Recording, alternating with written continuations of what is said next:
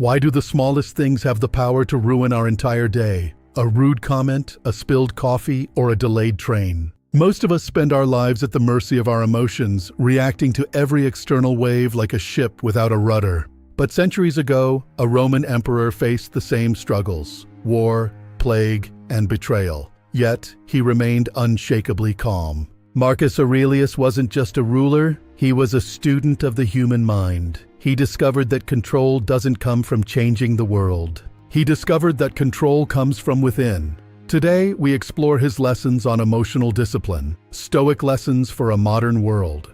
His book, Meditations, was never intended for publication. It was his private journal, a training manual for his own sanity. Stoicism teaches that our primary task is to distinguish between what we can control and what we cannot. To the Stoic, emotions are not things that happen to us, they are the results of our interpretations of events. A rainstorm is just rain. It only becomes bad when it ruins your plans. The event is neutral, the judgment is yours. Lesson 1. Your mind creates your experience. Your reality is not what happens out there, but what you think in here. Marcus wrote, "The things you think about determine the quality of your mind.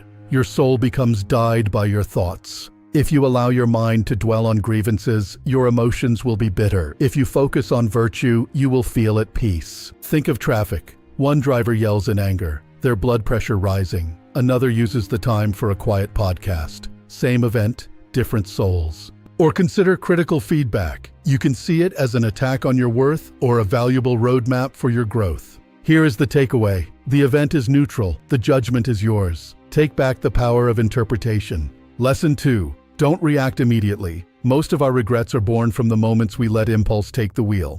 Marcus knew that the first impression of an event is often wrong. He sought to find the space between stimulus and response. Stoics practiced taking a breath. They didn't deny the impulse, they simply delayed the reaction until reason could catch up.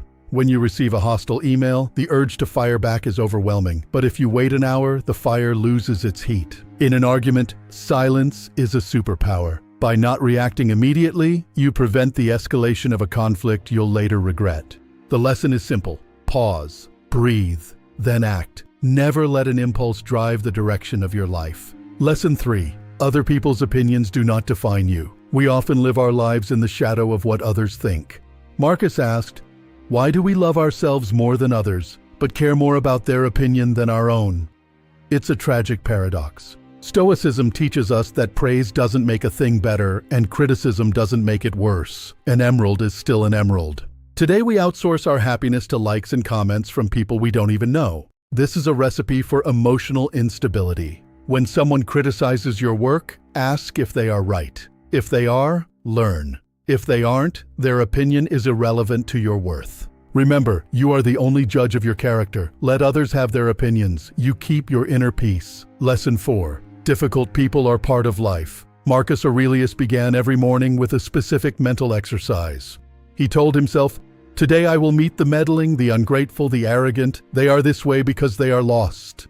By expecting difficult people, he removed the element of surprise that triggers anger. He saw their flaws as a lack of wisdom. When a coworker is rude, realize they are likely projecting their own pain. Don't take their baggage into your own heart. Even with family, expectations can lead to frustration. Expect them to be exactly who they are, and you won't be disappointed. The takeaway: expect the difficult, remain the calm. Your composure is the only armor you truly need. Lesson 5. Train your mind daily. Philosophy is not a theory to be studied, but a practice to be lived every single day. Marcus spent time every morning and evening reflecting on his thoughts. He was his own toughest coach and most compassionate friend. Just as you train your body to be strong, you must train your mind to be resilient. Consistency is the secret to mastery. A simple 5-minute morning reflection or a nightly review of your emotional triggers can change the entire trajectory of your year. When you write down your reactions, you distance yourself from them.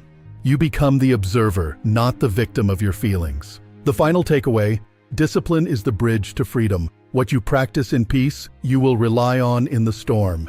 The soul becomes dyed with the color of its thoughts. This is perhaps Marcus's most profound psychological insight. If your thoughts are fearful, your life becomes a place of fear. If they are courageous, your life becomes an epic. Choose your colors. Stoicism isn't just for philosophers. It's a practical toolkit for modern living. Here is how you can start right now.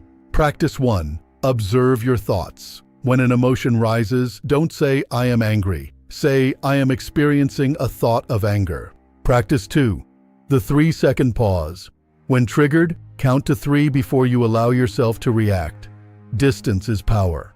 Practice 3. Radical acceptance. If you cannot change the event, do not waste energy fighting it. Accept it, then act rationally. Practice 4. Focus on the next right step. When emotions cloud your vision, ask, "What is the most rational thing I can do right now?" There is a hidden truth in Marcus's writing. He didn't want to be emotionless. He wanted to be free. Free from the tyranny of impulse. He carried the weight of the known world on his shoulders. He didn't have the luxury of losing his temper or falling into despair. His meditations were a conversation with himself, a way to remind his own soul that he was more than his circumstances. Our world today is just as chaotic as his. The pressures are different, but the internal struggle remains the same. Stoicism is the anchor. It doesn't stop the storm, but it keeps the ship from being swept away. It gives you a center. Peace is not something you find in a quiet forest. It is something you create in the middle of a battlefield. It is a choice. When you refuse to react, you drain the power from the person or event that is trying to disturb you. You win by doing nothing. Remember lesson 1. Your perception is the lens through which you see the world. If the lens is dirty, the world looks dark. Clean the lens. Master your impulses. That 3-second pause is the difference between a life of regret and a life of dignity. Practice it. Stop caring about the opinions of those who don't even care about themselves. Their judgment is a reflection of their own confusion. Be the calm in the middle of someone else's storm. Your composure is a gift you give to yourself and the world around you. Train your soul every day. Don't wait for a crisis to practice stoicism. Build the strength now so it's there when you need it. There comes a turning point in every Stoic's journey, the moment you realize that nothing outside of you can truly hurt you. Marcus called this the inner citadel. It is a place of absolute safety and peace within your own mind. It is your sanctuary. The goal of philosophy is to build this citadel so strong that no external event can breach its walls. That is true freedom. When the world demands your stress, give it your calm. When it demands your anger, give it your understanding. That is power.